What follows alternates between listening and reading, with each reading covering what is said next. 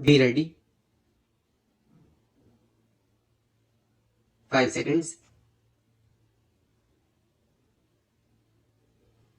Start.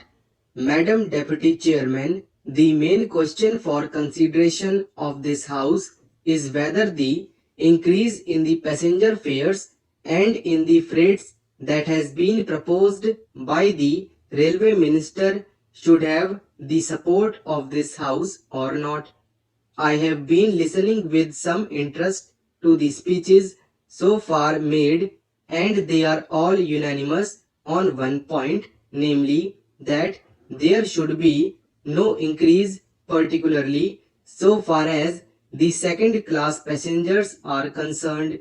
What we have to decide at present is that those friends who have emphasized their opposition to this levy have also said that in view of our developing economy, in view of our developing industrialization, in view of the fact that there is a greater demand for passenger traffic as well as goods traffic, we have to develop our railway system. We have to see that we increase our lines. We have also to see that we double our lines. We have also to see that the production of the locomotives, wagons and coaches is increased with greater rapidity. Otherwise, we will not be able to meet the demand of the developing economy. It is also agreed that according to the recommendations of the Pay Commission, we all feel that our workers, our laborers are entitled to DA, which will be to the tune of rupees 12 crores. There are no two opinions about it. It is also demanded that so far as amenities to the workers are concerned regarding their privileges and concessions or the repairs to the stock are concerned, there is very urgent need that we should see that our workers do not strain themselves.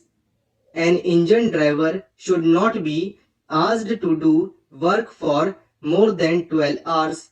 Similarly, others in the railways should also have further concessions so far as leisure, rest and leave are concerned. It is also agreed and it has been emphatically stressed on all hands that the second class passengers are not getting amenities which they should get. The greater portion of the income comes from the second class passengers and the position is that they are not getting their dues by way of rest and comfort which are necessary for them. I appreciate that effort is being made that so far as sleeping accommodation and provision of fans to the second class passengers are concerned, something is being done. But this does not touch even the fringe of the problem, and when we see the second class passengers huddled together like cattle, not even having sufficient air to breathe in, we feel that there is something seriously wrong with our railway administration. We have also to see that the shortage that we had about the supply of wagons to the coal mines and to our steel industry is not there. Madam, it is a strange chain of events that the minister who was in charge of steel and who gave statements in a way implying that the railways are not doing their part well is now saddled with that responsibility, and I am sure he must feel double responsibility because he knows how the industry has suffered or was likely to suffer. As the Minister of Steel, he charged the Railway Ministry of not doing things which should have been done. So now these are the problems that we have to meet, and the question arises how to meet them. I quite understand that there could be some economy affected in administration. I could also understand that by tightening the administration and seeing that there is not much of ticketless travel, we could improve the position.